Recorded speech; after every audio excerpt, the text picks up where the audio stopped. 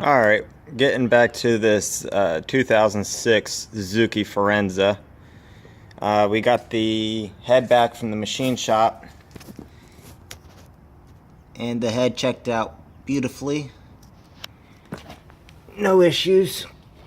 That's the bottom side all machined. We still have to clean this headpiece right here, and we're going to be doing some other cleanup in the General Bay area. I'll record it as we go along. Notice we did not remove the alternator. They recommend that you do. All you have to do is remove the top mount, and then you could push it to the side, leaving that bolt down there alone. You don't need to remove it. We did remove this support right here. It just gives a little bit more access and room to work, but not overly necessary. So that's pretty much where we're at right now. I did take a lot of video while doing the teardown, but that's pretty much in line with the first set of videos I did, so I'm just going to link it and then do this teardown as a just a speed through kind of thing if anyone want to watch the second teardown. Anyway, so here real soon we're going to start putting it all back together, and hopefully she breathes fire. We shall see. Okay, we just got the head on. Here's the head bolts. These are brand new. You can't reuse them because they're torque to yield. They stretch, and if you use them twice, you're taking a real chance that they will break, and that's no fun. That's just a lot more machining and time. So we looked. It says no oil or grease, so we're gonna put them in dry.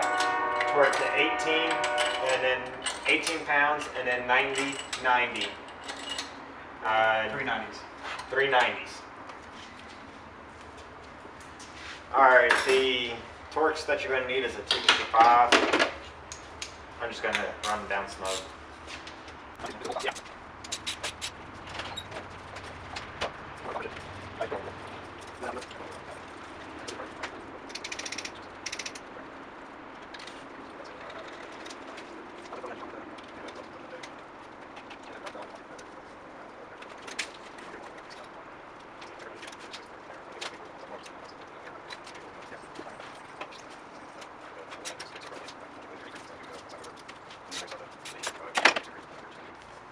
Quick tip, when putting the head gasket on, using this stuff to help hold it down and keeping it in place goes a long way.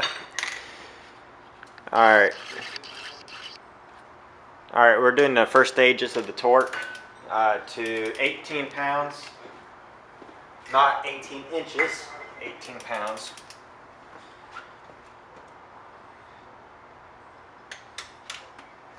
And you got to make sure you go in this order. Also, make sure when you're using a torque wrench that you're going nice and slow until she clicks. Don't ever yank it and make it click, because it won't be a very accurate torque reading. Good tip. Coke. They didn't have Dr. Pepper. Oh, same thing happened to me, man. Same thing happened to me. I shit you not. And it was the fountain. Wow. At QT, it was like fucking out of order. I'm like, what the fuck? Yeah. Dr. Pepper. Sort of not sure you didn't have it, so I was just like, crap. That's a good pro tip as well. Yeah. That or beer.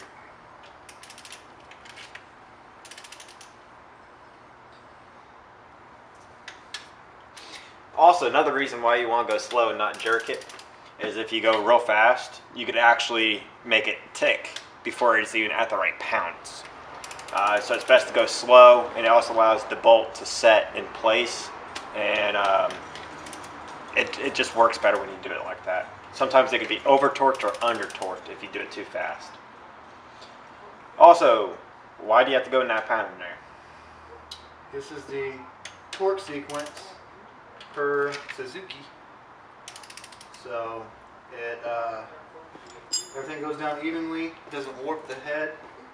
Very important. Very important.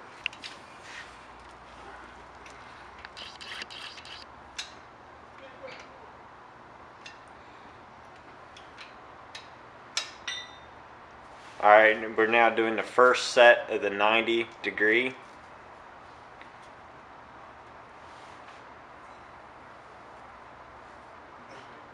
Now, if you don't have a angle torque wrench, just use your arm, kind of go 90.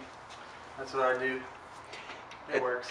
In this case, it's also best to use a breaker bar. It gives you more leverage, and you could be more exact on the angle. I was surprised you got it, man. I was literally just about to ask you for it. Right. Okay, man, can you get that breaker bar for me? I figured that's what you would need. Yeah.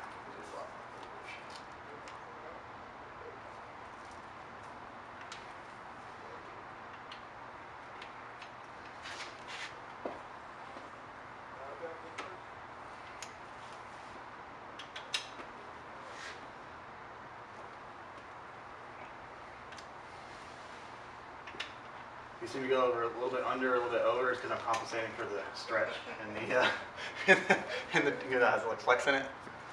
I'm compensating for that.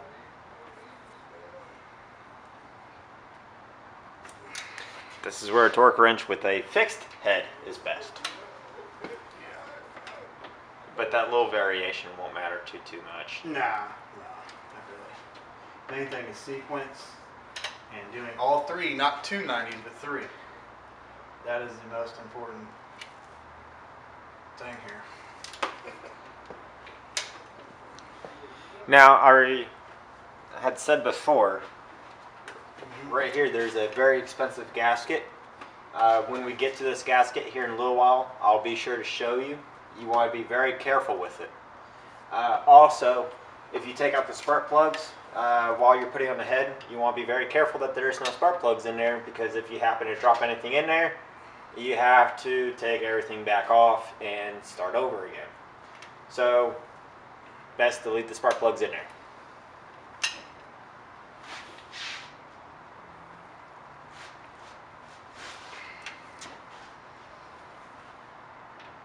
Now we're doing the second torque set.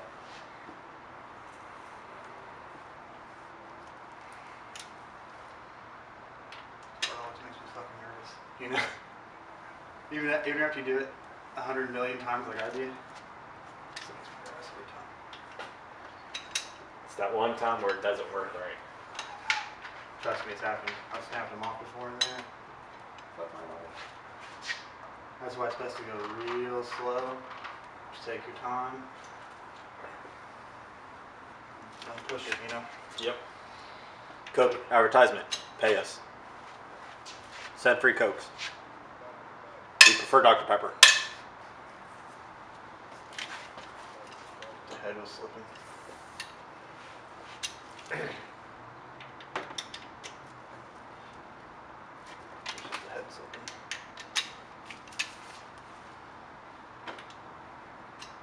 Well, from what I remember, they say when you get down near the third pass, it starts to get real stiff. Yeah, oh yeah.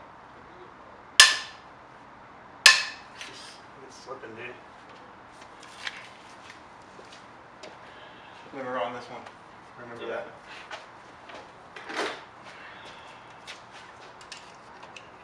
Are you sure we're not supposed to load it first?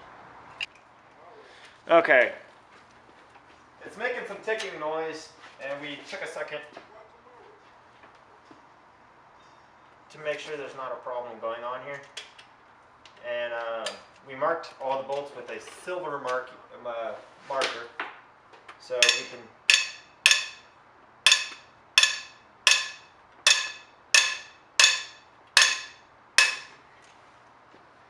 check to make sure we're getting 90, and that's 90 right there. Okay, so everybody in YouTube land. Alright, so everyone, what we did, because some of the bolts are, they're getting real tight, and so they're popping a little bit. So to make sure that we get the exact 90 degree, we took a silver Sharpie, and we made a mark at the 12 o'clock position. We're on the second torque, so we got one more to go all the way around. And so right now we're just going through the process of doing that. After we do that, we gotta put a little bit of assembly lube on these taps right here, and just start putting everything on. So, yeah, we're taking a quick break here, and we'll get right back to you. Shut up.